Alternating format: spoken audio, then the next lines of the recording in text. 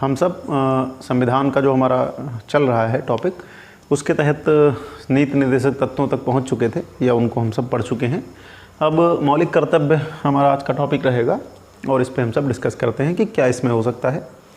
मौलिक कर्तव्य क्या हैं, इनकी विशेषताएं क्या हैं, कितने मौलिक कर्तव्य हैं और साथ ही साथ इनकी आलोचनाएं और इनकी प्रवृत्तियां, सब पे चर्चा होगी। आमतौर पे इस टॉपिक को बहुत कम में पढ़ लेते हैं आप सब कि भाग 4 में हैं, 42वें संशोधन द्वारा जोड़े गए हैं और सरदार स्वर्ण सिंह समिति आदि के बारे में आप जानते हैं। लेकिन कुछ और भी चीज़ें हैं। देखिए, यहाँ पर मुख्य उद्देश्य ये है कि जो चीज़ आप पढ़ रहे हैं वो तो आप पढ़ ही रहे हैं, जो चीज़ आप शायद नहीं पढ़ पाते हैं वो मैं आपको बताने का प्रयास करूँ। तो देखिए, मौलिक कर्तव्य की हम सब सबसे पहले बात करते हैं कि मौलिक कर्तव्य होते क्या हैं, तो और ये अधिकार से किस प्रकार से अंतर संबंधित होते हैं। मुख्य रूप से पहले इसको आप समझ लीजिए। देखिए, मौलिक कर्तव्य संविधान के परिप्रेक्ष्य में, ये जो संविधान में मौलिक कर्तव्य हैं, उनका सरल मतलब है कि मौलिक कर्तव्य जो हैं हमारे, ये नागरिकों के एक प्रकार के दायित्व हैं, या इनको हम सब कह सकते हैं कि नागरिकों के नैतिक दायित्व हैं।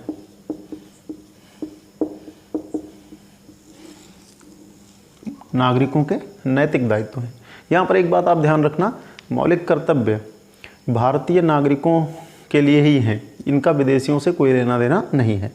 जैसे कुछ मौलिक अधिकार विदेशियों को मिले हैं, लेकिन कर्तव्य के मामले में ये नागरिकों से ही अपेक्षित हैं, नागरिकों से ही आशा की जाती है कि वो इनका व्यवहार करेंगे। तो जैसे ये एक लाइन मैंने लिखी है कि मौलिक कर्तव्य क्या है, नागरिकों के नैतिक दायित्व हैं। यानी हमारे आपके, यदि हम भारतीय नागरिक हैं तो हमारे नैतिक दायित्व हैं कि हम इनका पालन करें। आमतौर पे मौलिक कर्तव्यों के पीछे दंड की शक्ति नहीं होती है, मतलब इनको लागू कराने के लिए दंड का प्रयोग नहीं किया जाता है। हालांकि जो सरदार स्वर्ण सिंह समिति थी उसने ये माना था या उसने ये सिफारिश दी थी कि मौलिक कर्तव्यों का पालन अगर कोई न करे तो उसको दंडनीय श्रेणी में रखा जाए। संसद चाहे तो इसके लिए कानून बना सकती है। जैसे ध्वज संहिता, हमारा राष्ट्रध्वज संहिता है, अगर हम अपने राष्ट्रध्वज का अपमान करते हैं तो हमें दंड मिल सकता है या मिलता है। फिलहाल ये सकारात्मक प्रवृत्ति के हैं और इनमें से एक प्रकार से नागरिकों से आशा की जाती है कि वो अपने इन नैतिक दायित्वों का निर्वहन करेंगे। अभी जब आप 11 मौलिक कर्तव्य पढ़ेंगे तो खुद ही समझ जाएंगे कि इनको नैतिक दायित्व क्यों कहा गया है। दूसरी चीज़ ध्यान रखना कि कर्तव्य जो होते हैं ये अधिकारों से ही संबंधित होते हैं। मतलब कि जब हमें अधिकार मिलते हैं किसी देश में, समाज में, अगर हम परिवार में भी लें तो परिवार में हमें अगर अधिकार मिलते हैं तो कर्तव्य भी अपने आप निर्धारित हो जाते हैं। जैसे एक पुत्र का अपने पिता की संपत्ति में उत्तराधिकार होता है, लेकिन साथ ही साथ उसका अपने पिता से संबंधित बहुत सारा नैतिक दायित्व भी होता है, कर्तव्य भी होता है। ये बात आप समझ पा रहे होंगे मेरी समझ से। जैसे आप पिता की संपत्ति में हिस्सा पाते हैं तो ये आपका क्या है, अधिकार है। लेकिन पिता की देख रेख, उनका आत्मसम्मानपूर्ण जीवन, ये आपका कर्तव्य है। तो कर्तव्य अधिकार दोनों साथ साथ चलते हैं, परिवार में भी, समाज में भी, देश में भी, और संविधान उन्हीं को बताता है। तो कर्तव्य ही अधिकारों का मूल स्रोत है। एक लाइन मैंने यहाँ पर लिखी है, यानी ये मानता है कि कर्तव्य से ही अधिकारों का जन्म होता है। और एक और कथन कहा जाता है कि अधिकार और कर्तव्य एक ही सिक्के के दो पहलू हैं, तो इसमें कोई अतिशयोक्ति नहीं है। जैसे ही आपको अधिकार मिलते हैं वैसे ही आपके कर्तव्य भी निर्धारित हो जाते हैं। किसी भी क्षेत्र में आप जाइए, आप एक प्रशासनिक अधिकारी बनिए, आपको बहुत सारे अधिकार मिलते हैं लेकिन बहुत सारे कर्तव्य भी निर्धारित हो जाते हैं। तो मौलिक कर्तव्य क्या हैं, नागरिकों के नैतिक दायित्व हैं। इनको आप अधिकारों से पृथक करके नहीं देख सकते, ये अधिकारों के साथ ही अंतर संबंधित होते हैं। तो इससे आप समझ पाए होंगे कि मौलिक कर्तव्य क्या हैं। नागरिकों के लिए ही हैं, विदेशियों के लिए नहीं हैं, सकारात्मक हैं, आमतौर पे वाद योग्य नहीं है, कोर्ट में चुनौती नहीं दी जा सकती। लेकिन जैसा मैंने बताया कि राष्ट्रगान को लेकर के कई बार मामला कोर्ट में गया है। कोर्ट ने मौलिक कर्तव्यों की बहुत सारी, कोर्ट का मतलब यहाँ पे सुप्रीम कोर्ट है, तो सुप्रीम कोर्ट ने भी मौलिक कर्तव्यों की बहुत सारी व्याख्या की है। उन सारी चीज़ों को इस टॉपिक के तहत या इस क्लास में हम सब अध्ययन करेंगे, लेकिन पहले हम सब बेसिक बातें जान लेते हैं। तो देखिए, बेसिक बातें इसमें क्या हैं कि मौलिक कर्तव्य कहाँ से आए हैं, कैसे आए हैं, पहले ये चीज़ें जानते हैं, फिर उसके बाद हम सब आगे इससे संबंधित चीज़ों का अध्ययन करते हैं। तो देखिए, आप सब जानते हैं, समझते हैं कि कि हमारा जो मूल संविधान था उसमें मौलिक कर्तव्य नहीं रखे गए थे। मूल संविधान में मौलिक कर्तव्य नहीं थे। आपातकाल के समय एक कमेटी बनी थी जिसका नाम था सरदार स्वर्ण सिंह कमेटी। तो एक मौलिक कर्तव्यों के साथ कमेटी संबंधित है जिसका नाम है सरदार स्वर्ण सिंह समिति, आप इसको कह सकते हैं, या सरदार स्वर्ण सिंह कमेटी। बहुत सारे लोग ये मानते हैं कि सरदार स्वर्ण सिंह कमेटी केवल मौलिक कर्तव्यों के लिए ही गठित हुई थी। ऐसा नहीं है। सरदार स्वर्ण सिंह समिति आपातकाल के समय देश की एकता, अखंडता और तमाम मुद्दों को लेकर के गठित हुई थी। कुल मिलाकर के यही था कि आपातकाल के समय एक कमेटी बनाई गई और संविधान में बदलाव के लिए 42वां संशोधन लाया गया। तो सरदार स्वर्ण सिंह समिति की सिफारिश पर ही 42वां संशोधन आया था, 42वां संशोधन 1976। और 42वां संशोधन जो 1976 है, आप जानते हैं कि इसको मिनी कॉन्स्टिट्यूशन के नाम से जानते हैं, लघु संविधान के नाम से जानते हैं। इसके द्वारा भारतीय संविधान में बहुत सारे परिवर्तन किए गए थे। कुछ अच्छे भी थे, बहुत सारे परिवर्तन ऐसे थे जो न्यायिक स्वतंत्रता या न्यायपालिका की स्वतंत्रता को हनन करने वाले थे, और तमाम सारे चेंज थे। बाद में उनका सुधार किया गया। तो सरदार स्वर्ण सिंह समिति 42वें संशोधन 1976 के लिए जिम्मेदार है, या जिम्मेदार तो नहीं कह सकते, लेकिन हाँ इतना कह सकते हैं कि इसी की सिफारिश पर 42वां संशोधन हुआ, और इसी 42वें संशोधन द्वारा ही मौलिक कर्तव्य जोड़े गए हैं। तो दो क्वेश्चन तो सीधे सीधे यहाँ से बनते हैं कि मौलिक कर्तव्य किस समिति की सिफारिश पर जोड़े गए हैं, तो सरदार स्वर्ण सिंह समिति, और किस संशोधन द्वारा जोड़े गए हैं, 42वें संशोधन 1976 द्वारा। तो इस समिति की सिफारिश पर आप जान रहे हैं कि 42वां संशोधन हुआ, 42वां संशोधन 1976 हुआ, और 42वें संशोधन 1976 द्वारा हमारे संविधान में एक नया भाग अंतस्थापित किया गया जिसका नाम था भाग 4 का, या 4A, आप जैसा भी चाहें आप देख लेना। तो एक तो कमेटी यानी सरदार स्वर्ण सिंह समिति, एक क्वेश्चन आपका ये हो गया कि मौलिक कर्तव्य किस समिति की सिफारिश पर संविधान में शामिल किए गए, तो स्वर्ण सिंह समिति। मूल संविधान में नहीं थे, जाहिर सी बात है, बाद में शामिल हुए हैं। संशोधन कौन सा हुआ, 42वां संशोधन हुआ, और 42वें संशोधन द्वारा एक नया भाग अंतस्थापित किया गया, एक नया भाग जोड़ा गया, और उस भाग का नाम था भाग 4 का या 4A। और इसके तहत एक अनुच्छेद जोड़ा गया जिसको 51 का आप कह सकते हैं, और इसी 51 का में हमारे 10 मौलिक कर्तव्य शामिल किए गए 42वें संशोधन 1976 द्वारा। और प्रेरणा आप सब जानते हैं कि मौलिक कर्तव्यों की जो प्रेरणा है या इनका जो स्रोत है, ये भूतपूर्व जो हमारा सोवियत संघ था उसके संविधान से प्रेरित है, या वहाँ से लिए गए थे। तो सोवियत संघ के संविधान में, जो आपका सोवियत संघ था बाद में विभाजित होकर के रूस कहलाया, तो सोवियत संघ के संविधान से लिए गए हैं। तो ये बेसिक चीज़ें हैं कि किस कमेटी की सिफारिश पर शामिल हुए, संशोधन कौन सा है, भाग कौन सा है, अनुच्छेद कौन सा है, कितने मौलिक कर्तव्य शामिल किए गए 10, और किस देश से लिए गए हैं। तो ये तो आपका स्पष्ट है। ये सारे तथ्यात्मक क्वेश्चन हैं, बेसिक जानकारी है, इन्फॉर्मेशन आपको ये रखनी ही रखनी पड़ती है। अब सरदार स्वर्ण सिंह समिति की बात मैंने की, तो यहाँ पर ध्यान रखना कि सरदार स्वर्ण सिंह समिति ने 8 मौलिक कर्तव्यों की सिफारिश की थी। इनका मानना था कि 8 मौलिक कर्तव्य इन्होंने सुझाए थे, और ये भी इन्होंने बताया था कि मौलिक कर्तव्यों का यदि कोई पालन न करे तो उसे दंडनीय अपराध बना दिया जाए, या दंडनीय श्रेणी में रखा जाए, उसे दंड दिया जाए। किंतु सरकार ने 10 मौलिक कर्तव्यों को संविधान में जगह दी। इसके बाद फिर 86वां संशोधन एक हुआ जिसका संबंध आप जानते हैं कि शिक्षा के मौलिक अधिकार से है।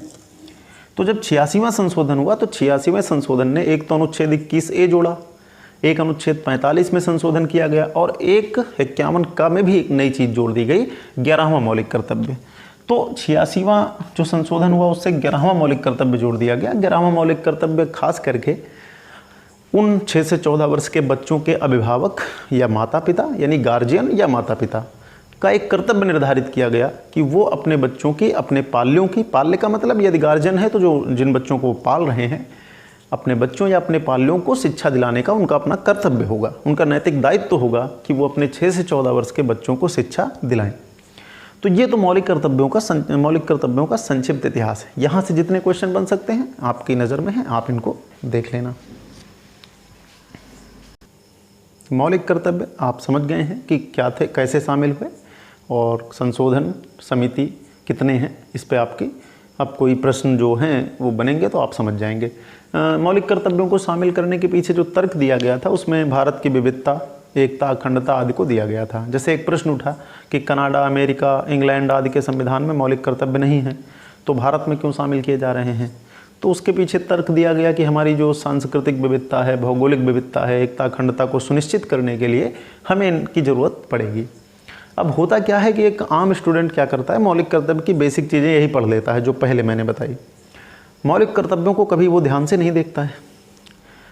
इसके अलावा कभी कभी होता ये है कि परीक्षाओं में पूछ लेता है कि इनमें से कौन सा मौलिक कर्तव्य है या मौलिक कर्तव्य नहीं है, इनमें से कौन सा नीति निर्देशक तत्व नहीं है, एक मौलिक कर्तव्य उसमें डाल दिया। इस तरह से करके होता क्या है कि मौलिक कर्तव्य इतने मतलब नीति निर्देशक तत्व और प्रस्तावना के मूल्यों से इतना जुड़े हुए हैं कि कई बार इनका अंतर करना मुश्किल होता है। कुछ बार क्या होता है कि जैसे आयोग के इंटरव्यू में कई बार इस तरह क्वेश्चन बन जाते हैं कि आप मौलिक कर्तव्यों के बारे में बताइए, कुछ मौलिक कर्तव्य बताइए। तो 11 मौलिक कर्तव्य कौन से हैं, इसको हमें जानना होता है। हम इनको जान लें तो अच्छा होता है कि भाई हमारे कौन कौन से मौलिक कर्तव्य हैं और वो मौलिक कर्तव्य क्यों रखे गए हैं। जैसे मैं आपको सारे मौलिक कर्तव्य बताऊंगा और मैं आपसे उम्मीद करता हूं कि आप इनको नोट कर लेंगे और इनको एक बार ज़रूर सरसरी निगाह से देख लेंगे। जैसे हमारा जो पहला मौलिक कर्तव्य है, तो वहाँ पे लिखा गया है कि पहली लाइन तो यही होती है कि प्रत्येक नागरिक का ये कर्तव्य होगा, तो वो मैंने नहीं लिखा है, यानी भारत के प्रत्येक नागरिक का कर्तव्य होगा। अब पहला कर्तव्य क्या कहता है कि संविधान का पालन करे, यानी भारत के प्रत्येक नागरिक का एक कर्तव्य होगा कि वो संविधान का पालन करे, उसके आदर्शों, संस्थाओं, राष्ट्रध्वज और राष्ट्रगान का सम्मान करे। यानी पहला मौलिक कर्तव्य जो हमसे कहता है वो क्या कहता है कि हम अपने संविधान का पालन करें, हमारा जो संविधान है उसका हम पालन करें। तो संविधान आप जानते हैं, संविधान आप पढ़ भी रहे हैं, उसका आप पालन करें। दूसरी चीज़ क्या कहता है कि संविधान के जो आदर्श हैं, अब जैसे हमारे संविधान के आदर्श क्या हैं आप पूछेंगे, तो हमारे संविधान के आदर्शों को समझने के लिए प्रस्तावना और नीति निर्देशक तत्व तो बहुत अच्छी चीज़ है। हमारे संविधान का आदर्श क्या है? अहिंसा है, शांति है, सर्वधर्म समभाव है, धर्मनिरपेक्षता है, राजनीतिक, सामाजिक, आर्थिक न्याय है, सभी लोगों की समानता है, स्वतंत्रता है। ये हमारे क्या हैं? हमारे संविधान के आदर्श हैं। तो हमें इनका पालन करना है, यानी संविधान का हम पालन करें और उसके आदर्शों का भी पालन करें। फिर उसकी संस्थाओं का पालन करें। संस्थाएं कौन सी हैं संविधान की? विधायिका, कार्यपालिका, न्यायपालिका। आप देखते हैं बहुत सारे लोग आजकल विधायिका को गाली देने लगते हैं, कार्यपालिका को गाली देने लगते हैं, न्यायपालिका के निर्णयों पर भी प्रश्न उठाते हैं। देखिए, इसका मतलब ये नहीं कि आप न्यायपालिका, विधायिका आदि के निर्णयों पर प्रश्न नहीं उठा सकते, लेकिन तर्कसंगत तरीके से उठा सकते हैं। ये नहीं कि आप उसका सम्मान न करें, असम्मान प्रदर्शित करें। तो जो हमारे संविधान की संस्थाएं हैं, हमें उनका क्या करना चाहिए? सम्मान करना चाहिए। ये हमारा कर्तव्य है। तो संविधान का हम सम्मान करें, उसके आदर्शों का सम्मान करें, उसके संस्थाओं का सम्मान करें। संस्थाएं मैंने बताई आपको। फिर राष्ट्रध्वज, राष्ट्रगान का सम्मान करें, यानी हमारे जो राष्ट्रीय प्रतीक हैं, राष्ट्रध्वज, राष्ट्रगान, इसका सम्मान करें। तो हमारा ये पहला मौलिक कर्तव्य है जो नागरिकों से उम्मीद करता है कि उन्हें ये करना चाहिए। हमारे नागरिकों का दूसरा मौलिक कर्तव्य क्या है वो आप ध्यान से देखिए, यानी कि हम भारतीय नागरिकों का दूसरा मौलिक कर्तव्य क्या कहता है उसको आप देखिए। दूसरा मौलिक कर्तव्य कहता है कि स्वतंत्रता के लिए हमारे राष्ट्रीय आंदोलन को प्रेरित करने वाले उच्च आदर्शों को हृदय में संजोए रखें और उनका पालन भी करें। यानी कि भारत को जो स्वतंत्रता मिली है, अभी मैं आधुनिक भारत आपको नहीं मैंने पढ़ाया है, आप पढ़ेंगे तो आधुनिक भारत में ये बातें निकल करके आएंगी। मैंने डिस्कशन किया था गांधी वाले टॉपिक पे इस बात पर कि जब हम राष्ट्रीय आंदोलन अपना चला रहे थे तो हमारा राष्ट्रीय आंदोलन एक तो अंग्रेज़ों के खिलाफ था और दूसरा शिक्षा, भुखमरी, गरीबी आदि के खिलाफ भी था। हमने अपने राष्ट्रीय आंदोलन में बहुत सारे उच्च आदर्श विकसित किए थे और उन उच्च आदर्शों की बात यहाँ पे कर रहा है। तो यहाँ पे मतलब क्या है कि स्वतंत्रता के लिए जो हमारा राष्ट्रीय आंदोलन है उसको जो प्रेरित करने वाले उच्च आदर्श थे उनको हम अपने हृदय में संजोए रखें। यहाँ पे है कि हम उनको अपने हृदय में संजोए रखें और साथ ही साथ उनका पालन भी करें। तो मुख्य रूप से आपको क्या समझना है कि हमारे स्वतंत्रता आंदोलन के आखिर कौन से ऐसे आदर्श हैं जिनको हमें न सिर्फ अपने हृदय में संजोए रखना है बल्कि उनका पालन भी करना है। तो जैसे हमारे स्वतंत्रता आंदोलन के जो उच्च आदर्श थे वो क्या थे? जैसे अहिंसा, बंधुत्व, समानता, स्वतंत्रता, और जो मैंने आपको बताया था प्रस्तावना में 3 प्रकार का न्याय, सामाजिक न्याय, राजनैतिक न्याय, आर्थिक न्याय, बहुत सारे, यानी कि हमारे समाज में कैसे क्या हो, समानता हो, कुपोषण ना हो, गरीबी ना हो, भुखमरी ना हो। हमारे संविधान में हमने कल्पना की है कि हम स्वतंत्र हों। तो ये सब मूल्य कहाँ से निकल करके आए हैं? इसी राष्ट्रीय आंदोलन के उच्च आदर्श हैं जिनको हमने अपने संविधान में जगह दी है। तो देखिए, मौलिक कर्तव्य 11 कौन कौन से हैं, इस चर्चा से आपके दिमाग में आ जाएगा। तो जब भी अच्छा क्वेश्चन बनेगा कि निम्न में से कौन सा नीति निर्देशक तत्व नहीं है, अब उसमें एक मौलिक कर्तव्य डाल दिया, आप अलग कर लेंगे। मौलिक कर्तव्यों से क्वेश्चन बने हैं, मैंने 1-2 क्वेश्चन ऐसे फेस किए हैं, हल किया है। तो विषय की जब बढ़िया समझ आपके अंदर बनेगी तो न सिर्फ आप लिखेंगे, अच्छा निबंध लिखेंगे, अच्छा आपका संप्रेषण हो जाएगा, और इंटरव्यू में भी आपको लाभ मिलेगा, और प्रारंभिक परीक्षा में तो मिलना ही मिलना है। तो स्वतंत्रता के लिए हमारे जो राष्ट्रीय आंदोलन को प्रेरित करने वाले उच्च आदर्श हैं। तो कई बार होता है ना कि ये लिखा तो है लेकिन आप पूरा सही मतलब नहीं निकाल पा रहे हैं। तो सही मतलब यहाँ पर क्या है कि हमारे स्वतंत्रता आंदोलन को जिन आदर्शों ने प्रेरित किया है, कुछ मैंने आपको बताए कि अहिंसा, बंधुत्व, समानता, स्वतंत्रता, तमाम प्रकार के न्याय, जो 3 प्रकार के आपने पढ़े, वो हमारे क्या हैं, उच्च आदर्श। तो हमें क्या करना है, हमको इनको अपने हृदय में संजोए रखना है, और संजोए रखने के साथ साथ हमें उसका पालन भी करना है। तो ये हमारा कैसा कर्तव्य है, दूसरा मौलिक कर्तव्य है। इसके बाद हमारा जो तीसरा कर्तव्य है, हमारे नागरिकों का जो तीसरा कर्तव्य है, उसको आप देखेंगे। वो कहता है कि भारत की एकता, अखंडता की रक्षा करे। यानी भारत का प्रत्येक नागरिक का ये कर्तव्य है कि वो भारत की एकता और अखंडता की रक्षा करे और उसे अक्षुण्ण बनाए रखे। यानी हर परिस्थिति में, देखिए, अंतिम राजनीतिक शक्ति जनता के पास है, तो हम अपने देश के अंदर बहुत सारे अधिकार पाते हैं। तो हमारा कर्तव्य फिर क्या है कि हम अपने देश की एकता और अखंडता को बनाए रखें या उसकी रक्षा करें। हम ऐसा कोई कार्य न करें जिससे हमारे देश की एकता, अखंडता प्रभावित हो। तो एकता और अखंडता को बनाए रखें या उसकी रक्षा करें, और फिर हमें उसे क्या करना है, उसे अक्षुण्ण बनाए रखना है।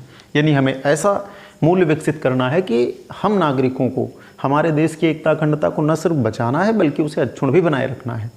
अब अगर हम देखेंगे तो अगर कोई व्यक्ति देश की एकता, अखंडता के खिलाफ काम करता है तो आईपीसी के तहत ये दंडनीय अपराध है।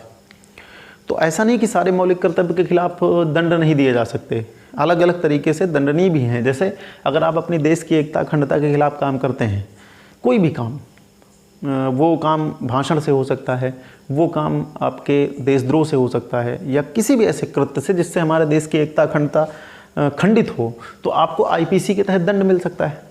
तो तीसरा हमारा जो मौलिक कर्तव्य है, आसान है, आप समझ सकते हैं कि देश की एकता, अखंडता की रक्षा और उसे अक्षुण्ण बनाए रखने से संबंधित है। हमारा जो चौथा मौलिक कर्तव्य है वो क्या कहता है कि देश की रक्षा करें और आवाहन किए जाने पर राष्ट्र की सेवा करें। यानी देश की रक्षा हमें करनी है और आवाहन किए जाने पर, बुलाए जाने पर राष्ट्र की सेवा करनी है। जैसे कि हमारा किसी देश के साथ युद्ध हो जाए तो हमें राष्ट्र सेवा के लिए आवाहन अगर हमारा किया जाए तो हमें उपस्थित होना चाहिए, यह हमारा एक कर्तव्य है। आपको याद होगा मैंने आपको अनुच्छेद 23 पढ़ाया था, तो अनुच्छेद 23 का एक भाग है 23(2) जो कहता है, अनुच्छेद 23 मूल रूप से क्या कहता है कि बेगार या कोई भी बलात्श्रम नहीं लिया जाएगा, लेकिन वहाँ पे एक चीज़ जुड़ी हुई है कि देश या राष्ट्र सार्वजनिक हित के लिए नागरिकों से कार्य ले सकता है। सार्वजनिक हित यही है, कोई संकट आ जाए हम अपने नागरिकों से आह्वान कर सकते हैं कि वो श्रमदान करें। जैसे अभी कोरोना संकट या कोविड संकट के दौरान आपने देखा होगा कि बहुत सारे लोगों ने, या जो सरकारी हमारे कर्मचारी हैं उनसे उनकी एक दिन की सैलरी ली गई, उन्होंने उस सैलरी दी अपनी। प्रधानमंत्री ने कई मंचों से अपील की कि आप लोग पीएम केयर फंड में दान करें। इसके अलावा अपने आसपास अगर कोई व्यक्ति भूखा है तो उसकी देख रेख करें। तो ये हमारा क्या है, कर्तव्य है। अब मान लेते हैं कि कोरोना चल रहा है, अगर राष्ट्र कोई ऐसा नियम बना दे कि हर व्यक्ति, अनुच्छेद 23(2) के तहत कि हर व्यक्ति को अपने जीवन के 1 या 2 घंटे अपने आसपास की सफाई के लिए देना होगा, तो ये आपसे किया जा सकता है। वैसे सुप्रीम कोर्ट ने भी माना है कि सार्वजनिक स्वच्छता के लिए व्यक्ति काम करे, ये उसका मौलिक मतलब एक प्रकार से कर्तव्य है। तो इस तरह की चीज़ें यदि राष्ट्र हमें बुलाए, आवाहन करे, तो हम उसकी सेवा में उपस्थित हो जाएं। ये हमारा चौथा मौलिक कर्तव्य बताता है, यानी देश की रक्षा भी करें और आवाहन किए जाने पर हम वहाँ पर उपस्थित हो जाएं। हमारा जो 5वां मौलिक कर्तव्य है वो क्या कह रहा है, देखेंगे। भारत के सभी नागरिकों के लिए एक और कर्तव्य है, क्या कि भारत के सभी लोगों में समरसता की भावना का विकास करें। यानी कि हम भारतीय नागरिकों का एक कर्तव्य है कि हम भारत के सभी लोगों में समरसता की भावना का विकास करें। अब ये समरसता की भावना क्या है आप समझते हैं। समरसता की भावना का सरल मतलब है कि जिसमें जाति के आधार पे, वर्ण के आधार पे, जन्मस्थान के आधार पे, लिंग के आधार पे हम कोई भेदभाव न करें। ये हमारे मौलिक मतलब जो है अधिकारों में भी अनुच्छेद 15 बताता है, लेकिन उसका संदर्भ दूसरा है। तो ये क्या बताता है कि भारत के सभी लोगों में समरसता की भावना का विकास करें। आप जानते हैं कि भाषा के आधार पर कई बार टकराव हो जाते हैं। कुछ लोग भाषा के आधार पर टकराव करते हैं, जात के आधार पर करते हैं, धर्म के आधार पर करते हैं, क्षेत्र के आधार पर करते हैं। तो ये उस भावना के खिलाफ एक हमारी समरसता की भावना के विकास की बात करता है। समरसता की भावना का मतलब है कि हमारी जितनी भी भाषाएं हैं, जातियां हैं, धर्म हैं, या जन्मस्थान के आधार पर जो विविधता है, लिंग के आधार पर जो जेंडर है, महिला और पुरुष, उन सब में हम किसी प्रकार का भेदभाव ना करें। हम सभी को समान समझें, सभी में हम समरसता की भावना का विकास करें। किसी भी प्रकार का भेदभाव, ये सिर्फ कर्तव्यों में नहीं है, ये संविधान के जगह जगह पे आपको मिलेगा कि हम किसी आधार पे कोई भेदभाव न करें। तो समरसता की भावना का मतलब आप समझ गए होंगे। इसमें सभी प्रकार के विभेद के खिलाफ नागरिकों का कर्तव्य है कि आपको भारत की समरसता को बनाए रखना है। इसके बाद जो छठा हमारा मौलिक कर्तव्य है वो क्या कहता है, भारत की सामाजिक संस्कृति की गौरवशाली परंपरा का महत्व समझें और उसका परिरक्षण करें। परिरक्षण का मतलब है कि उसको बचाए रखें। तो भारत की सामाजिक संस्कृति की गौरवशाली परंपरा, ये शब्द यहाँ पर प्रयोग किया गया है। तो गौरवशाली परंपरा तो आप समझ रहे हैं। तो भारत की सामाजिक संस्कृति की गौरवशाली परंपरा का महत्व समझे और उसका परिरक्षण करे, यानी उसको बचाए, उसका महत्व समझे। तो यहाँ पे मूल शब्द क्या है, सामाजिक संस्कृति क्या है। देखिए सामाजिक का मतलब क्या है, जहाँ पे सभी संस्कृतियाँ आपस में मिलती हैं। जैसे भारत की अगर हम बात करें तो 5000 वर्ष से पुरानी हमारी सभ्यता है। हड़प्पा सभ्यता हमारी 5000 वर्ष से ज़्यादा पुरानी है। उसके बाद से वैदिक सभ्यता, तमाम प्रकार के धर्मों की जन्मस्थली है भारत। जैसे यहाँ पे बौद्ध जन्म पनपा है, महात्मा बुद्ध, जैन धर्म पनपा है, सिख धर्म पनपा है, यहाँ पे आजीवक जैसे संप्रदाय पनपे हैं। जो हमारा हिंदू धर्म जिसको हम सब कहते हैं तो बहुत व्यापक है। उसमें जैन, बौद्ध, सिख तो आते ही आते हैं। इसके अलावा इसकी बहुत सारी शाखाएं हैं। शैव धर्म है जिसमें शिव को मानने वाले, शिव के मानने वाले भी फिर कई संप्रदायों में बटे हुए हैं। पाशुपत को कोई मानता है, कोई शिव के काला मुख रूप को मानता है, कापालिक होते हैं, कई प्रकार के होते हैं। तो शैव धर्म के अंदर भी शाखाएं हैं। इसके अलावा फिर वैष्णव धर्म है। वैष्णव धर्म के अंदर भी परंपराएं हैं कई प्रकार की। दशावतार की परिकल्पना की गई है। खान पान, पहनावा, नृत्य, कला, संगीत, सब में बहुत सारी विविधताएं भारत में। कुछ कट्टरपंथी आप देखते हैं, उनका मानना है कि हर चीज़ एक कर दो, एक है धर्म देश में होना चाहिए, एक है चीज़ होनी चाहिए। देखिए कट्टरता किसी भी धर्म की हो वो हमेशा बुरी ही होती है। किसी एक धर्म के आधार पर किसी राष्ट्र का निर्माण गारंटी नहीं होता है कि वो राष्ट्र प्रगति करेगा, और ना ही धर्म राष्ट्रीय एकता की गारंटी होता है। अगर धर्म राष्ट्रीय एकता की गारंटी होता तो धर्म के आधार पर बने हुए राज्य हमेशा अक्षुण्ण रहते। जैसे पाकिस्तान धर्म के आधार पर बना, फिर बाद में उसका विभाजन हो गया, बांग्लादेश बन गया। पाकिस्तान के तमाम हिस्सों में कहीं न कहीं असंतुष्टि है। तो अगर आप ये चाहते हैं कि जैसा अन्य देश व्यवहार करें वैसा हम करें, तो फिर आपकी सामाजिक संस्कृति ध्वस्त हो जाएगी और आप मनुष्य न होकर के पशु बन जाएंगे फिर। तो सामाजिक संस्कृति क्या है? सामाजिक संस्कृति यही है कि विभिन्न धर्म, विभिन्न संप्रदाय, विभिन्न खान पान की जो संस्कृतियाँ, पहनावे की संस्कृतियाँ, बोली भाषा की संस्कृतियाँ हमारी गौरवशाली परंपरा है, समृद्ध परंपरा है। हमने विश्व को बहुत सारी चीज़ें दी हैं, सर्वधर्म समभाव की हमारी परंपरा है।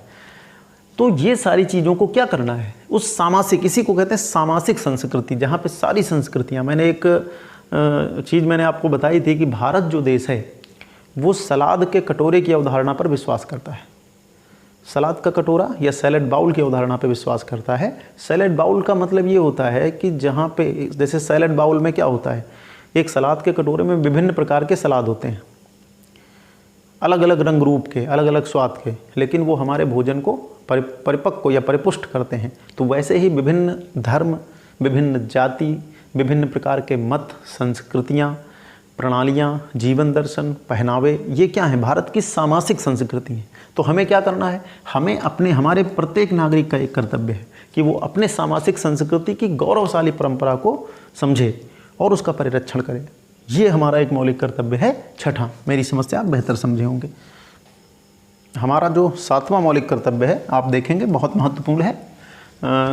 7वां मौलिक कर्तव्य क्या कहता है कि प्राकृतिक पर्यावरण की रक्षा करे। यानी भारत के हर नागरिक का ये कर्तव्य है कि वो प्राकृतिक पर्यावरण की रक्षा करे, और उस प्राकृतिक पर्यावरण में जिसमें वन शामिल हैं, झील शामिल हैं, नदी शामिल है, वन्य जीव शामिल है, इन सब की रक्षा करे और उसका संवर्धन करे। यानी इनकी सुरक्षा भी करना है और उनको बढ़ाना भी है। तो ये हमारा मौलिक कर्तव्य है। आप निबंध लिखते समय, पर्यावरण पे कुछ लिखते समय उदाहरण दे सकते हैं कि हमारे मौलिक कर्तव्यों में ये बात कही गई है। तो हमारे मौलिक कर्तव्य में 7वां मौलिक कर्तव्य क्या कहता है कि जो हमारा प्राकृतिक पर्यावरण है, हम उसकी सुरक्षा भी करें और उसका संवर्धन भी करें। और उस प्राकृतिक पर्यावरण में वन भी शामिल है, वन्य जीव भी शामिल हैं, हमारी झीलें शामिल हैं, हमारी नदियाँ शामिल हैं। आप जानते हैं कि 42वें संशोधन 1976 द्वारा, आप जोड़िए, देखिए कोरिलेट करना और लिंक करना कितना महत्वपूर्ण होता है, यहाँ से सीखिए आप। जैसे मैंने आपको बताया था कि भारतीय संविधान का एक अनुच्छेद है 48 का। अब 48 का कहाँ पर है? नीति निर्देशक तत्वों में है। 42वें संशोधन 1976 द्वारा ही जोड़ा गया है। तो 42वें संशोधन 1976 द्वारा एक मौलिक कर्तव्य भी जोड़ा जा रहा है जो पर्यावरण की सुरक्षा संवर्धन से संबंधित है। और 48 का भी यही कहता है कि राज्य का भी ये कर्तव्य है। देखिए, एक तो हमारे नागरिक का कर्तव्य है और नीति निर्देशक तत्व राज्य को भी ये अनुदेश देता है कि वो प्राकृतिक पर्यावरण, वन्य और वन्य जीवों की सुरक्षा करे। तो अब देखिए, ये चीज़ जो है वो दोनों जगह पे है, नीति निर्देशक तत्व में भी है और मौलिक कर्तव्य में भी है। तो इसको आप लिंक करिए। इसके अलावा आप जानते हैं कि 1972 में प्रसिद्ध स्टॉकहोम सम्मेलन हुआ था। उसी समय पर्यावरण को लेकर के पूरे विश्व में चिंता व्याप्त हुई थी। भारत सरकार ने उसके बाद वन्य जीव संरक्षण अधिनियम 1972 पारित किया, पर्यावरण संरक्षण अधिनियम 1986 पारित किया। तो ये सारी चीज़ें हमारा यहाँ से निकल करके आती हैं कि सरकार तो अपने स्तर से कार्य करेगी ही करेगी पर्यावरण संरक्षण के लिए, लेकिन हम नागरिकों का भी ये कर्तव्य है कि हम अपने पर्यावरण को, अपने प्राकृतिक पर्यावरण को बचाएं, उसको संवर्धित करें।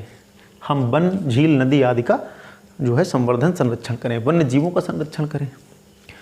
अब जैसे आप देखते हैं कि पिछले कुछ सालों से गंगा नदी की सफाई को लेकर के बहुत सारे नियम आए हैं। गंगा नदी में प्रवाह पे नियम आए हैं, लाशों का प्रवाह जो होता था उस पर रोक लगी है। दुर्गा पूजा के बाद जो बहुत सारी मूर्तियों का प्रवाह होता था उस पर रोक लगी है। पॉलीथीन पर प्रतिबंध लग रहा है। तो ये क्या है? ये पर्यावरण को बचाने के लिए राज्य तो कर ही रहा है, हमारे भी कर्तव्य हैं कि हम अपने नदियों को, अपनी झीलों को, अपने वन्य जीवों को क्या करें? संवर्धित करें, संरक्षित करें। तो ये हमारा मौलिक कर्तव्य है। 8वां मौलिक कर्तव्य बहुत महत्वपूर्ण है। कहता है कि भारत के प्रत्येक नागरिक का ये कर्तव्य है कि वो वैज्ञानिक दृष्टिकोण, मानवतावाद, ज्ञानार्जन और सुधार की भावना का विकास करे। बहुत महत्वपूर्ण शब्द हैं। देखिए, वैज्ञानिक दृष्टिकोण का मतलब क्या है? 8वां मौलिक कर्तव्य क्या कह रहा है कि भारत का प्रत्येक नागरिक वैज्ञानिक दृष्टिकोण, मानवतावाद, ज्ञानार्जन और सुधार की भावना का विकास करे। आप जानते हैं कि भारत में बहुत सारी कुरीतियाँ हैं, बहुत सारी रूढ़ियाँ हैं, अभी भी हैं, भूतकाल में भी थी। तो ये कुरीतियाँ कैसे दूर होंगी? जब तक हम वैज्ञानिक दृष्टिकोण नहीं अपनाएंगे। वैज्ञानिक दृष्टिकोण क्या कहता है कि हम हर चीज़ को तर्क की कसौटी पर कसें, विज्ञान की कसौटी पर कसें, तब हम उस पर विश्वास करें। आप देखते हैं बहुत सारी रूढ़ियाँ होती हैं भारत में, बहुत सारी बीमारियों में झाड़ फूंक जैसी पद्धतियाँ हैं। अब उस झाड़ फूंक से कई बार नुकसान हो जाता है, व्यक्ति इलाज न करा करके झाड़ फूंक पर विश्वास करता है। तो हम कैसे मतलब इसको सुधारेंगे? जब तक हम वैज्ञानिक दृष्टिकोण नहीं रखेंगे, वैज्ञानिक अप्रोच नहीं रखेंगे। हर चीज़ को हमें विज्ञान की कसौटी पर कसना होगा।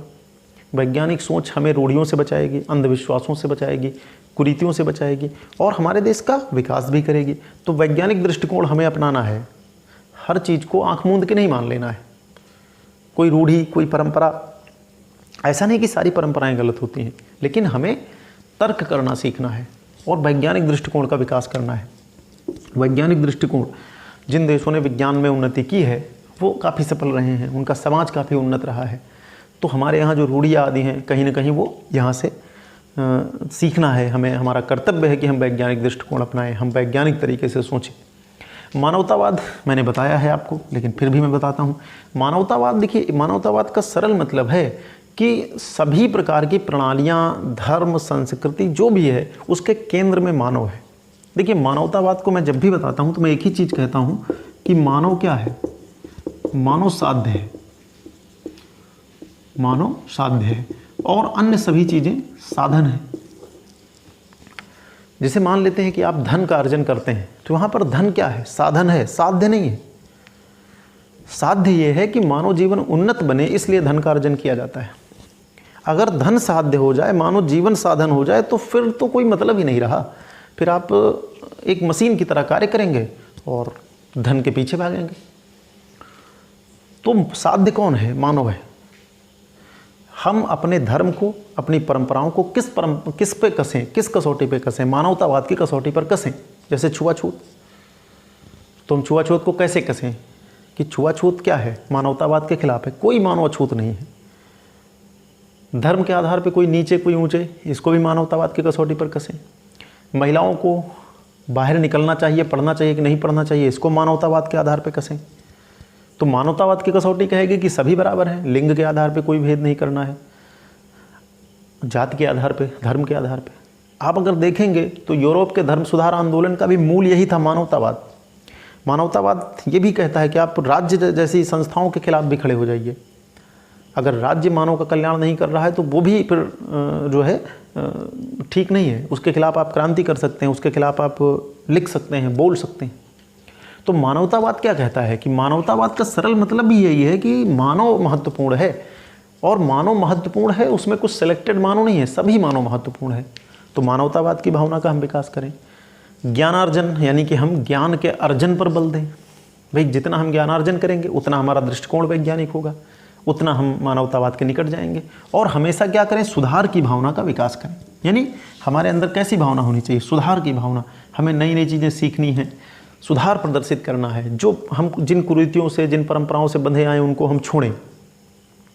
और यदि नहीं छोड़ पाएंगे आप तो फिर आप एक विकसित देश नहीं बन पाएंगे, विकसित नागरिक नहीं बन पाएंगे। तो ये बहुत बढ़िया मुझे लगता है, जब भी मैं इसको पढ़ता हूँ बड़ा अच्छा लगता है। तो वैज्ञानिक दृष्टिकोण, मानवतावाद, ज्ञानार्जन, सुधार की भावना का विकास किया जाए। जैसे आप देखते हैं कि बहुत सारे लोग ऐसे होते हैं कि वो आजीवन समस्या फलाना ढमाका बताते हैं। देखिए, मेरा बचपन से स्पष्ट तौर पे मानना रहा है कि यदि आप कोई समस्या देखते हैं तो आप उसका समाधान प्रस्तुत करने का प्रयास करिए। जैसे आजकल युवा लोग हैं, आपके अंदर शक्तियाँ हैं, एनर्जी है, ऊर्जा है, तो आप एक तो देखते हैं कि आप दिन भर सोशल मीडिया पे ज्ञान बघाड़ते रहते हैं कि ये नहीं हुआ, वो नहीं हुआ, फलाना नहीं हुआ, धमाका नहीं हुआ। आप ये सोचिए कि आप अपनी इस ऊर्जा का प्रयोग करके देश के विकास में, देश की समस्या समाधान में आप क्या करना चाहते हैं। जैसे आपको लगता है कि ब्यूरोक्रेसी बहुत ख़राब चीज़ है, तो आप पढ़िए लिखिए, ब्यूरोक्रेट्स बनिए और सुधार प्रदर्शित करिए। आपको लगता है कि नेतागिरी बड़ी ख़राब चीज़ है, तो आप एक अच्छे नेता बन के दिखाइए। हम ही आप तो बनेंगे, युवा लोग कभी प्रौढ़ होंगे, फिर देश संभालेंगे। तो मेन है कि आप समाधान आधारित अप्रोच पे काम करेंगे तब जीवन में सफल होंगे। समस्या तो सभी उठाते हैं और बैठे बैठे समस्या उठाना कोई बहुत बड़ी बात नहीं। समाधान आधारित, ये मेरी युवाओं से अपील है, और जो खास करके पढ़ने लिखने वाले लोग हैं उनसे अपील है। बाकी जिनको जो करना करेंगे ही करेंगे। तो ये जो हमारा मौलिक कर्तव्य है वो वहीं से संबंधित है कि आप क्या करें। वैज्ञानिक दृष्टिकोण, आप झूठी जैसे आजकल आप देख रहे होंगे फेक न्यूज है कि थाली बजाने से कोरोना मर जाएगा या दीप जलाने से कोरोना मर जाएगा। कोरोना को लेकर के बड़ी फेक न्यूज आती हैं। तो ये क्यों आती हैं? क्योंकि वैज्ञानिक दृष्टिकोण हमारे अंदर नहीं है। जैसे बहुत सारे लोगों का मानना है कि कोरोना जैसा कुछ है ही नहीं है, ये सब अफवाहें हैं। कुछ लोग इसको धर्म से जोड़ देते हैं। तो वैज्ञानिक दृष्टिकोण यदि होगा तो आप इस वायरस को समझेंगे, उसकी प्रवृत्ति को समझेंगे, उसके स्वरूप को समझेंगे, जानेंगे और उस हिसाब से आप व्यवहार करेंगे। मानवतावाद क्या कहता है कि मानव ही समस्त जो है शासन या जो भी विधाएं हैं या जो भी मतलब संस्थाएं हैं उनकी कसौटी है, उनका साध्य है ज्ञानार्जन और सुधार की भावना। हमारा जो नवा मौलिक कर्तव्य है वो क्या कहता है कि भारत के प्रत्येक नागरिक का ये कर्तव्य है कि वो सार्वजनिक संपत्ति की सुरक्षा करे और हिंसा से दूर रहे। इन सब के लिए काफ़ी मौलिक कर्तव्यों के खिलाफ जो है कानून मौजूद है। जैसे आपने देखा होगा कि पिछले कुछ दिनों में सबसे पहले CAA, NRC जैसे मुद्दों पर पूरे देश में व्यापक हिंसा हुई। कोरोना में भी आपने देखा होगा कि बहुत जगह पर डॉक्टरों की टीम आदि पे हमला हो गया। और जब ये सारे कार्य होते हैं तो सार्वजनिक संपत्ति को बड़ा नुकसान होता है। CAA आंदोलन के दौरान बहुत सारी बसें फूंक दी गई, थानों में आग लगा दी गई। तो ये क्या है? आप एक नागरिक के तौर पे क्या अपने कर्तव्य का पालन कर रहे हैं? बिल्कुल नहीं कर रहे हैं। आपको सार्वजनिक संपत्ति की सुरक्षा करनी। सार्वजनिक संपत्ति किसकी है? हमारी, आपकी है। सार्वजनिक का मतलब ये है कि पब्लिक, पूरे देश की। तो हम क्या करें? हम सार्वजनिक संपत्ति की सुरक्षा करें और साथ ही साथ हम हिंसा से भी दूर रहें। यानी हमें यदि कोई प्रोटेस्ट करना है, कोई आंदोलन करना है, तो हम उसको शांतिपूर्ण तरीके से करें। हिंसात्मक तरीके से यदि आप आंदोलन करेंगे तो पहली चीज़, वो आंदोलन रह ही नहीं जाएगा, वो एक अराजक भीड़ के तौर पे बदल जाएगा और कानूनन भी वो अपराध हो जाएगा। हमारे देश में हड़ताल को, बंद को समर्थन प्राप्त नहीं है। हिंसा का कोई सम्मेलन नहीं होता, निरायुध सम्मेलन आप कर सकते हैं। तो हमारे नागरिकों का ये भी कर्तव्य है कि आप सार्वजनिक संपत्ति की न सिर्फ सुरक्षा करें बल्कि हिंसा से भी दूर रहें। इसके बाद हमारा 10वां मौलिक कर्तव्य आप देखेंगे, ये कहता है कि भारत के प्रत्येक नागरिक का ये कर्तव्य है कि वो व्यक्तिगत और सामूहिक गतिविधियों के सभी क्षेत्रों में उत्कर्ष की ओर बढ़ने का सतत प्रयास करें। आगे और लाइन है कि जिससे राष्ट्र की निरंतर उन्नति हो सके। यानी हमें व्यक्तिगत तौर पे या सामूहिक गतिविधियों के मामले में हमें क्या करना है कि जो भी क्षेत्र में हम हैं, जो क्षेत्र में हम काम कर रहे हैं, हम ब्यूरोक्रेट्स हैं, हम उद्यम करते हैं, हम अपना छोटा सा रोजगार करते हैं, हम शोध करते हैं, हम विज्ञान की दिशा में कोई कार्य करते हैं, कुछ भी हम करें, वो चाहे व्यक्तिगत हो चाहे सामूहिक गतिविधियां हों, उसमें हमें क्या करना है? हर क्षेत्र में हमें क्या करना है? उत्कृष्टता प्राप्त करनी है, उत्कर्ष की ओर जाएं हम। देखिए, आप जानते हैं कि प्रत्येक राष्ट्र का विकास उसके नागरिकों की व्यक्तिगत सामूहिक गतिविधियों की उत्कृष्टता में निहित होता है। नागरिक जितना उत्कृष्टता की ओर जाएंगे, देश उतना उत्कृष्टता की ओर जाएगा। जैसे भारत की अगर हम बात करें तो भारत में बहुत सारे लोग ये भूल जाते हैं कि जब देश या शासन या सरकार की बात आती है तो उसमें वो भी शामिल है। हमारे यहाँ बहुत बड़ा भाग जनसंख्या का अनुत्पादक रहता है और सिर्फ राजनीतिक तौर पर संलिप्त रहता है, उससे बड़ा नुकसान होता है। यानी कि हमें ये प्रयास करना है कि व्यक्तिगत और सामूहिक गतिविधियों के मामले में हम उत्कर्ष की ओर बढ़ें। यानी हर देश का हर नागरिक उत्कृष्ट या उत्कृष्टता पाने का प्रयास करे। हर क्षेत्र में जो भी वो काम करता है, वो काम छोटा हो सकता है, बड़ा हो सकता है, वो काम जो उसको मिला है वो पूरी जिम्मेदारी के साथ उसका निर्वहन करे। यदि आप समझिए, राष्ट्र का प्रत्येक नागरिक अपनी जिम्मेदारियों का निर्वहन कर दे तो वैसे भी देश उत्कृष्ट बन जाएगा। समस्या सिर्फ एक व्यक्ति, एक संस्था की नहीं है, पूरे देश की है। तो पूरा देश ही मिलकर के प्रयास करे। तो यहाँ पर क्या बात आ रही कि व्यक्तिगत और सामूहिक गतिविधियों के सभी क्षेत्रों में मतलब जो है उत्कर्ष की ओर बढ़ने का प्रयास करे। और जब वो उत्कर्ष की ओर बढ़ेगा तो अपने आप क्या होगा? राष्ट्र का विकास होगा। ये 10वां मौलिक कर्तव्य है। 11वां मौलिक कर्तव्य मैंने बताया कि 11वां जो मौलिक कर्तव्य है हमारा, वो 86वें संशोधन द्वारा जोड़ा गया है। ये शुरू में ही मैंने क्लियर कर दिया है। तो 11वां मौलिक कर्तव्य 86वें संशोधन 2002 द्वारा जोड़ा गया था। और इसमें आप जानते हैं क्या है कि जो 6 से 14 वर्ष के बच्चे हैं जिनके लिए शिक्षा एक मौलिक अधिकार बना दिया गया है, तो 11वां हमारा मौलिक कर्तव्य कहता है कि जो हमारे 6 से 14 वर्ष के बच्चे हैं उनके जो माता पिता हैं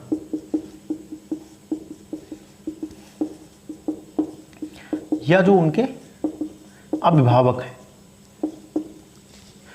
उनका ये कर्तव्य है कि वो अपने पाल्यों को, अपने बच्चों को शिक्षा दिलाएं।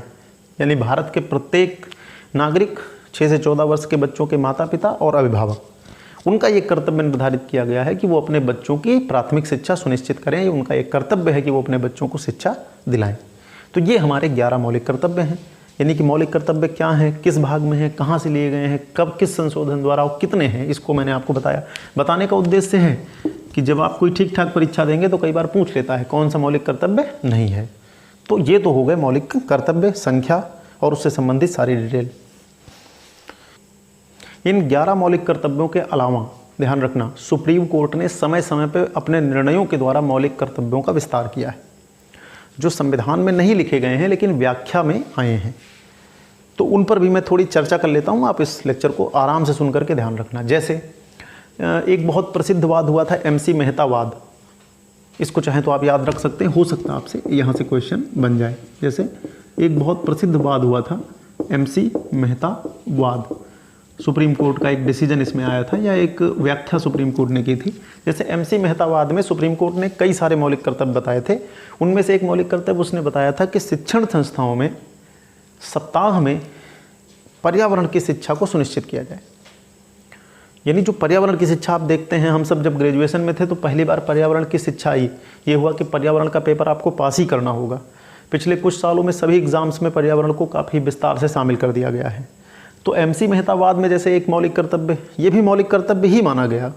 सरकार को निर्देश दिया गया कि वो प्रत्येक नागरिक को प्रेरित करे कि वो पर्यावरण शिक्षा को ग्रहण करे और शिक्षण संस्थाओं में सप्ताह में कम से कम एक दिन पर्यावरण की शिक्षा दी जाए। इसके अलावा जैसे सुप्रीम कोर्ट ने कहा है कि अगर कोई व्यक्ति घायल हो तो उपचार करना आपका कर्तव्य है, उसका उपचार करवाना आपका कर्तव्य है। जैसे सड़क पे कोई एक्सीडेंट हो गया है, कोई व्यक्ति घायल अवस्था में है, तो आप क्या करें, आप उसका उपचार कराएं, ये आपका कर्तव्य है।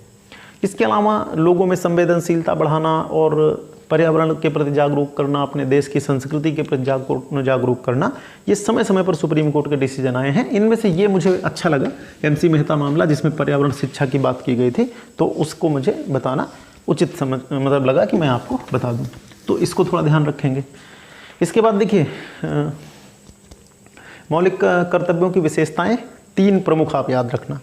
यानी कि जैसे मान लो कहीं पर ऐसे क्वेश्चन बन जाए कि विशेषताएँ क्या हैं, कि मौलिक कर्तव्यों की विशेषताएं क्या हैं, तो एक तो है कि ये नागरिकों के नैतिक दायित्व हैं, जो मैं पहले ही बता चुका हूं कि ये नागरिकों के नैतिक दायित्व हैं। दूसरी विशेषता इनकी ये है कि ये न्यायोचित नहीं है, यानी कि इनको हम कह सकते हैं कि गैर न्यायोचित हैं, यानी कि इनको न्यायोचित नहीं बनाया गया है। हालांकि यहाँ पर ध्यान रखिए कि मौलिक कर्तव्यों के अनुपालन के लिए IPC मौजूद है, कुछ अन्य कानून मौजूद है, संसद चाहे तो कानून बना सकती है, लेकिन ये न्यायोचित नहीं है। और तीसरी चीज़ ध्यान रखना कि मौलिक कर्तव्य सिर्फ नागरिकों के लिए हैं, विदेशियों के लिए नहीं है। यानी ये हमारे नागरिकों के ही कर्तव्य हैं, विदेशियों के नहीं हैं। तो 3 चीज़ें आप जरूर ध्यान रखना, किसी भी एग्जाम में जाना तो ये 3 चीज़ें ध्यान रखना कि मौलिक कर्तव्य क्या हैं, नैतिक दायित्व हैं, गैर न्यायोचित हैं और नागरिकों के लिए हैं। तो ये विशेषताएँ हैं।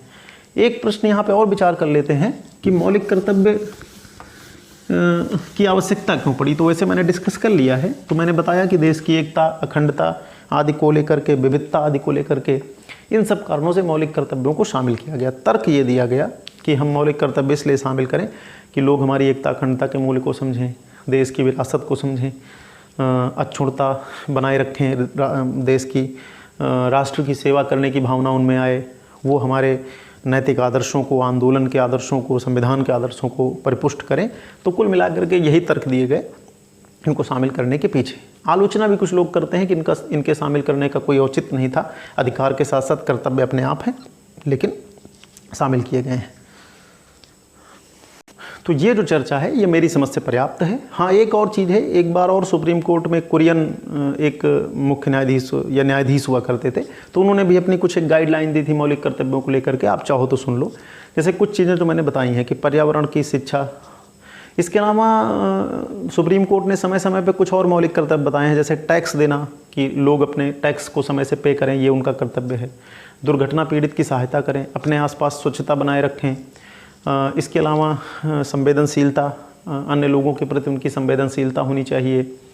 तो इस तरह से व्याख्या की गई है कि मतलब मौलिक कर्तव्यों का विस्तार किया गया है कि लोग हाँ मतदान करें, ये भी जैसे कर्तव्य है। जैसे कोई व्यक्ति अगर मतदान नहीं करता है तो हम अभी भारत में ये व्यवस्था नहीं कि हम उसे बाध्य करें। हालांकि अनिवार्य मतदान को लेकर के एक बार गुजरात राज्य में एक कानून बना था जिसको सुप्रीम कोर्ट ने खारिज कर दिया था। तो भारत में अनिवार्य मतदान नहीं है, तो मत जैसे लोग मतदान करें, ये भी उनका कर्तव्य बताया गया है। ये सुप्रीम कोर्ट के निर्णयों में निकल करके आया है, लिखा नहीं है कि लोग मतदान करें, टैक्स पे करें। कोई घायल हो तो उसको चिकित्सीय सहायता उपलब्ध करवाने का उनका कर्तव्य है, और साथ ही साथ वो मतलब संवेदनशीलता बनाए रखें, अपने आसपास स्वच्छता बनाए रखें, ये हमारे कर्तव्य हैं। तो ये मेरा मतलब मौलिक कर्तव्यों के टॉपिक पर ये जो चर्चा हुई है, ये प्रारंभिक परीक्षा, निबंध और अन्य परीक्षाओं के लिए बहुत उपयोगी है। आप इसको ध्यान से सुनेंगे, लिखेंगे और समझेंगे। तो ये टॉपिक मैं यहीं पर समाप्त कर रहा हूँ।